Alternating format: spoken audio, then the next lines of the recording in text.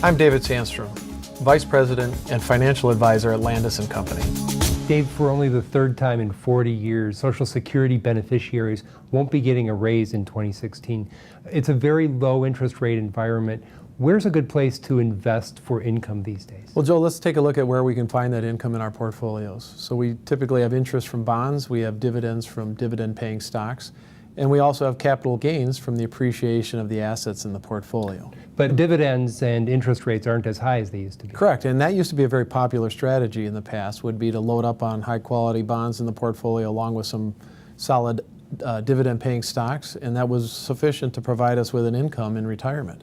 In the environment that we're in, as you mentioned, this low-rate environment, those opportunities don't necessarily exist. So you have to lean more into stocks then? Yeah, I think it's not necessarily a change from the norm and what we would recommend. It's still maintaining that balanced portfolio, but not being afraid to take advantage of the capital gains when they occur and realizing that it isn't just all about interest rates and dividends at this point. What about pursuing bonds that pay higher interest rates and stocks that have higher dividends? Very tempting to do that. We've seen that end poorly for people. You're talking about venturing into an area of the marketplace, maybe high yield or junk bonds, or buying dividend-paying stocks that maybe have a marginal balance sheet. That's an area of your portfolio typically reserved for your safe money and maybe your low volatility stock side. So reaching for those higher yields typically introduces way too much risk. So you're talking about adding more equities to the mix? Well, Joel, I don't think we necessarily need to depart from that solid balance that we have, that 50-50, 60-40 ratio in the portfolio. When you think about the fact that longer term stock market